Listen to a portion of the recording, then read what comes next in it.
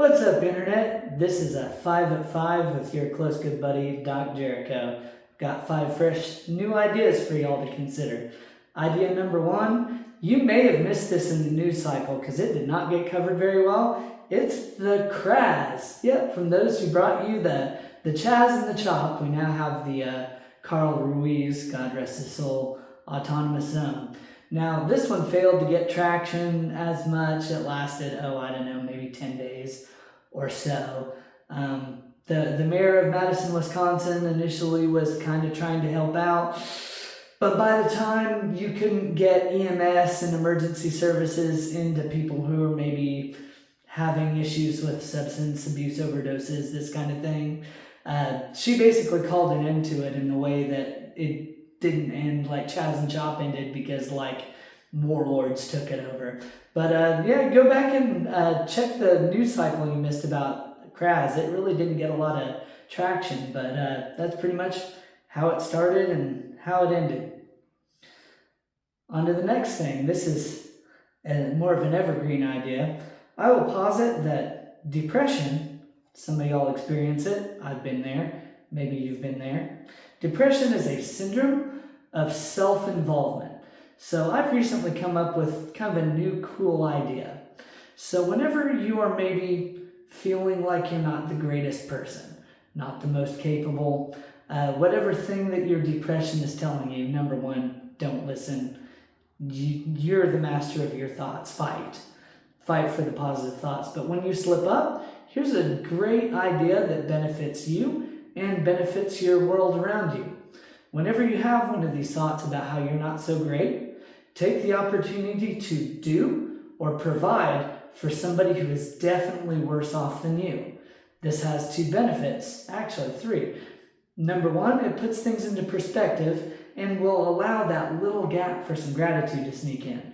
Number 2, you are making an action step. You're actually doing something to benefit the world around you. And number 3, it's a feedback mechanism.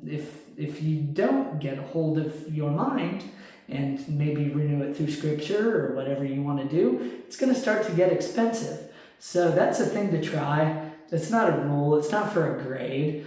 But for those of you who want to pick it up, try it for a couple days. Leave it in the comments on one of these next 5 at 5s how this worked out for you. Try it once. See how it makes you feel. On to 5 at 5 thing number 3. I've got a fun idea. It's about the book of Proverbs, all right? So we all have friends.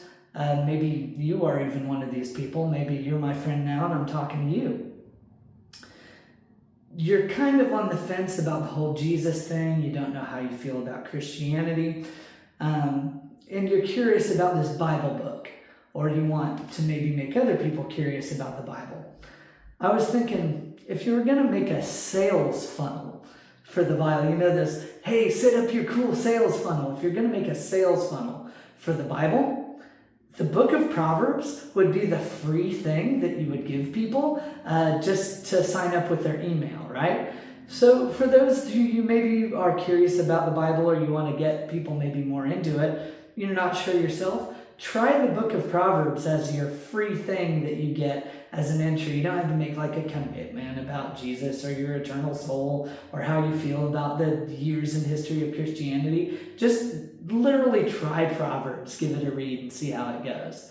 So I thought that was a lot of fun. Thing number 4 of the 5 at 5.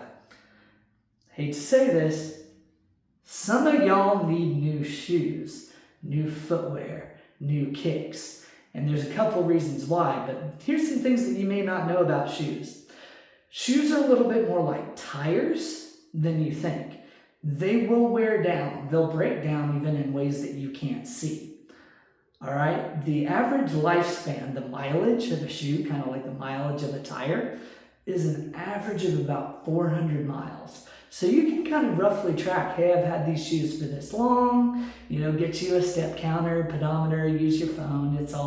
It's so easy to track your steps and your mileage. You could kind of be doing it anyway just to see how active you are, because walking is one of the best ways to be active and one of the best barometers of how active you are. See how much mileage is probably on your shoes. I'd say like average people, maybe they walk 4 miles a day or something like that, maybe 3 miles a day. Take that, figure out how long it'll take to get to 400. Like if you're at 4 miles a day, you need a new pair of shoes like 3 times a year. So if you got a new pair of shoes in January, you need a new pair of shoes in April. Now, some people have multiple pairs of shoes, but be tracking the mileage on your footwear, because the wear down, the breakdown, like look at your shoes. If they look wore, if you're a cantilever, take video of yourself walking. See if like you bend one leg over crazy or whatever. If you're starting to if your shoes are starting to comply with bad walking habits, change your shoes. Like you're in for far less pain, you're in for far less hassle. I know that shoes can be expensive. Do your best, make sure that you're making room in the budget of your life to have shoes just like how you'd have tires for your car. You need oil changes, you need tires, you need proper shoe maintenance. Those things wear out. You got to kick them out. They're like tires. All right, and on to the 5th thing of the 5 at 5. This is a Scott Adams. I've got a great deal of affection for Scott Adams. I think he had a lot of good ideas. He had a lot of really hot takes. He got super canceled at one point, but I think this is one of his better takes. So laziness is usually viewed as like a lack of willpower. It's like you don't have the will, you don't have the drive, you don't have the chutzpah, if you will. But Scott Adams had a reframe. He liked reframes. He had a reframe for laziness, and he was basically saying that laziness was a bad habit of focusing not on the goal, but what it takes to get there. And you can try this for yourself as a thought experiment. Imagine the goal and the benefit. Let's take making your bed, for example, right? If you imagine in your head, then this is so simple, like a made bed or a clear sink with no dirty dishes in there. If you focus on that, the result, the crisp sheets or the empty sink, you will be able to work through what it takes. Whereas if you really drive in and focus on, I'm going to have to get up, I'm going to have to pull a sheet around, or I'm going to have to get my hands wet and pruny. That's actually what drives laziness, not a lack of will, but a habit of having the wrong frame of mind. I've tried it myself. I think that it's a really cool tool. I tell my kids even to do the same thing. It's one of my little dad nuggets of wisdom for them. So I'd like you guys to try it for yourselves. Try this stuff and let us know what the results are in a future 5 at 5. Again, you can expect this show pretty much every weekday at 5. I'll see you on the next one.